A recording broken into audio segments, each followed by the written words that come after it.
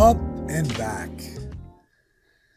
This one, you've got a kid home from college for spring break, and he's kind of in a bad mood because he's struggling with one class that he says he never should have taken. And he and his dad are sitting around the breakfast table, and the dad's kind of interested in hearing about it, but it's a writing class where they have to write stories, short stories.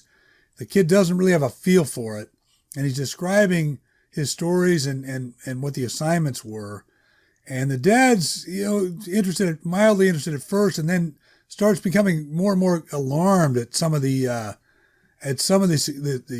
stories. They don't make any sense. And then the grades, the kid describes what he wrote and how he wrapped up the story, and then the grades don't make any sense. He gets C's and D's when the dad thought he did okay, and he interpreted the assignment fine, and he didn't understand that. And then he finally gets an A on one that the dad thought was ridiculous. How could he get an A?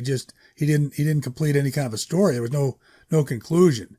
So it's all topsy-turvy. Even when the kid describes his final one where he got an A and he's got a little momentum, the dad didn't like that either. So the dad is he doesn't want to put down the teacher to the kid.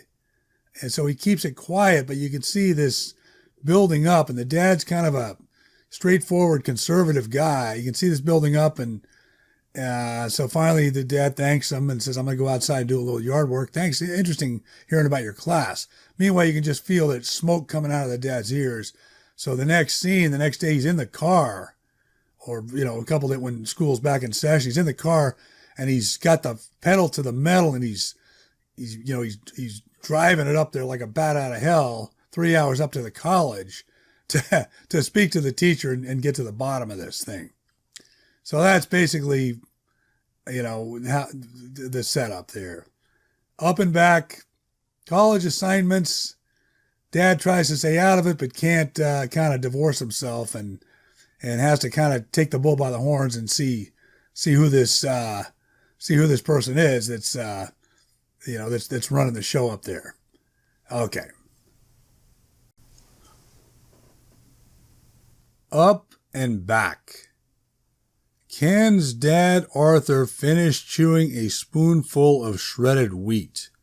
"You mean Salvador Dali, the artist?" he said. "I have no idea," Ken said. "It just says Dali-like. Dahli. "Okay, read me the whole sentence," Arthur said. "A closeted lesbian travels to Thailand with her Dali-like Australian travel companion." "And that's it?" "No. There she finds a new purpose, and upon her return she helps bring about a fresh aroma to her hometown." "Geez. Well, they could mean the Dalai Lama if we're talking Buddhism, but that's spelled differently too. What's this for again?"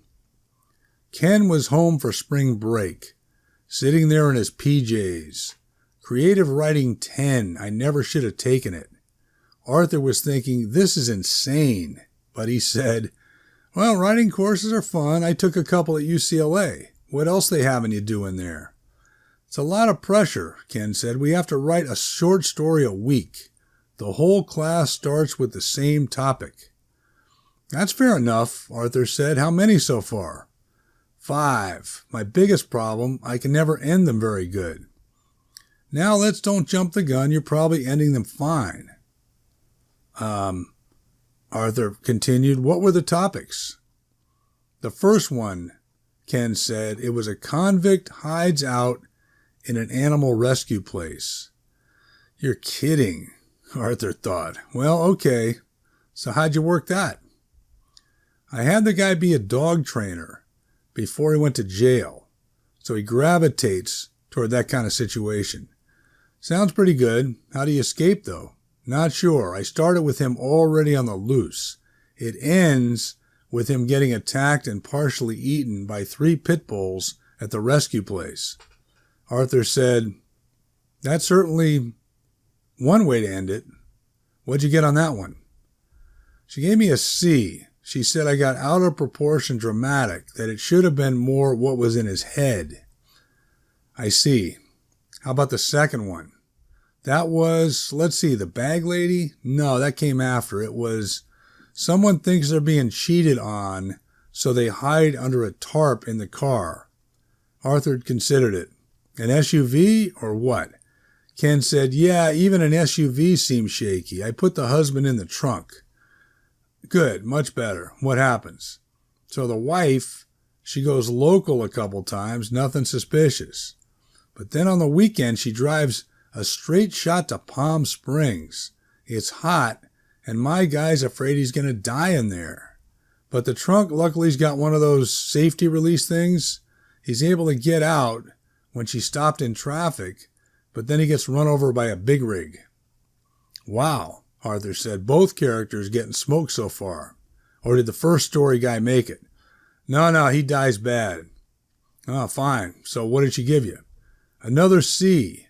She said I needed it clear whether the wife was cheating on the husband or not.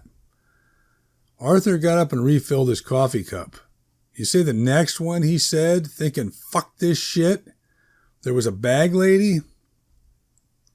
Yeah, I put one in, Ken said. It was something like a policeman reinvents himself in a homeless encampment at Christmas. She make these topics, your teacher, or the class does, Arthur said. Ms. Gruenwald, yeah, Ken said. What I did, there was a homeless woman the cop feels sorry for, so he gives her a gun to protect herself that he once got off a suspect and kept. Oh, Arthur said. Then on Christmas Eve, she gets boozed up. She guns down a few of the homeless. That's it? Then they bulldoze the homeless encampment. Which the cop is happy about, though, since he hated looking at it on his patrol. So you got another C? Nah, a D on that one. She said we have too much gun violence, that literature should be an oasis from it. Arthur thinking, God damn it. You want to hear the last two, Ken said, or forget those? Arthur said that would be fine. Ken said the fourth one, I thought that was my best effort. You had a guy who runs into a kid he hadn't seen since first grade. They're both working at the fair now. All right, what happens? Well, the other kid, it turns out, beat him up one day at recess, which the first guy remembers all these years. So he waits until the fair is over, gets his paycheck, and then kills that guy. Holy smokes, Arthur said. And she okay with that? You just said she lectured you about violence. Gun violence, Ken said. In this one, my character baseball bats the dude. She was fine with that, but she hammered me for not following the assignment. She gave me an F with a chance to rewrite it, which I haven't done yet. For crying out loud, Arthur said, what was it supposed to be? It was like someone runs into a person they knew from a past life, paranormal shit, but now they're a male where they used to be a female. Along those lines. Arthur cringed. She pretty normal there, this Miss Greenwald? Ms. Gruenwald? Yeah, she's cool. She just grades stuff. Uh-huh. There's one more, you say? Yeah, Ken said. It was someone watches a House Hunters episode that's in Iceland, and the next day moves there to reinvent themselves. Not sure I need to know, Arthur said, but how'd you handle that one? All's I did, I took the boyfriend and the House Hunters couple, and I continue his life, meaning he dumps the girlfriend right away and then hooks up with these beautiful Icelandic women. How does it end then? That's it. Ah, she gave me an A. I guess I have a little momentum now. Arthur finished his coffee, said he was doing a little yard work now that the sun was coming out, and told Ken thanks for running all that by him. It was interesting. The college was a 3.5-hour trip. Not the greatest scenery, most of it Highway 5. The town itself wasn't bad, though, old-fashioned wide streets that teed into a main drag that took you to the center of campus. It was mid-afternoon. Arthur picked up a map in the student union, found the English building, and the office on the third floor and tapped on the little window. A young gal opened the door who didn't look like a professor. "You're not Miss Gruenwald, I take it," Arthur said. "I'm Melanie," the girl smiled, "her TA. She has class until 4, but can I help you?" Arthur said, "Well, are you a parent?" Melanie said. "It's fine if you are." Arthur nodded. "Here's the deal," he said. "I'm not checking up on her exactly. I just thought I should meet her." "By all means. We're glad you came. The staff lounge is free if you'd like to wait." Arthur felt a little beat up from the drive and said he wouldn't mind, and Melanie found him a can of Pepsi that hit the spot, and there was a couch, and next thing he had his shoes off and his feet up and was out cold. An hour later he was vaguely aware of a figure standing there saying something, and he sat up at attention. "You caught me not at my best," he said, "if you're the professor." "I am," Ms. Gruenwald said. "My name's Hannah." She had an attractive face but was overweight, and as she extended her hand, Arthur couldn't help notice the substantial cleavage that was spilling forward. "Art Bogenreef," he said, standing. "Okay, getting right down to business. My son's class. Ken, I don't think you know what you're doing." "Well, I appreciate your candor," Hannah said. "That means a lot." "Jesus Christ," Arthur said. "And I'd love to hear more of your take. Unfortunately, I have to be somewhere. But I can meet you for coffee in the morning." "Where do you have to be?" Arthur said. "That's the last thing I wanted to do, stay over. I did it once when Ken was a freshman. I said never again. The Motel 6. There was an onion smell that developed in the middle of the night, mixed with something sweet." "My boyfriend," she said. "Dinner and a spin class.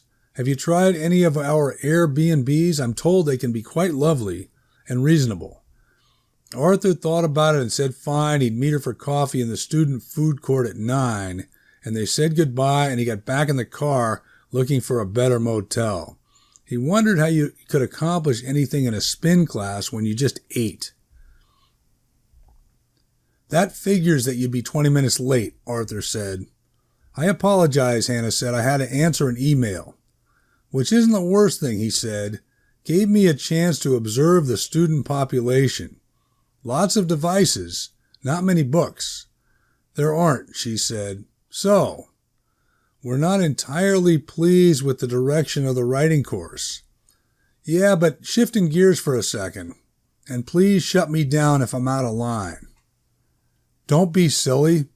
I'm a fan of full disclosure, Mr. Bogenreef." "I'll take your word for it," Arthur said. "Well, yesterday in the office you were showing a lot of skin. Same thing now. I mean, I don't know. That okay for a teacher? For starters?" Hannah's eyes were wide. "My goodness," she said. "But back to the other thing," Art said.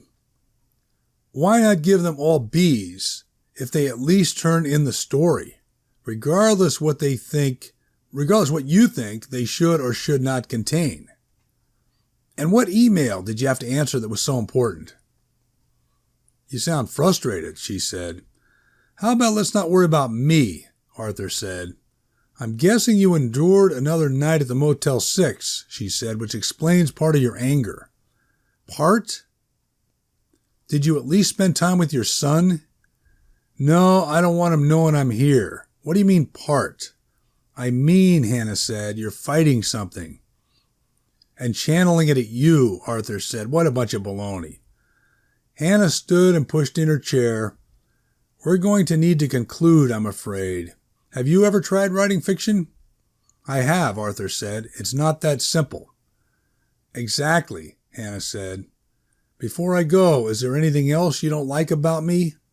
"Art." Art thought it over. "Crazy thing, I could grow to like you." "Really? You don't think I need to lose weight or something?" "You said it. I didn't," Arthur said.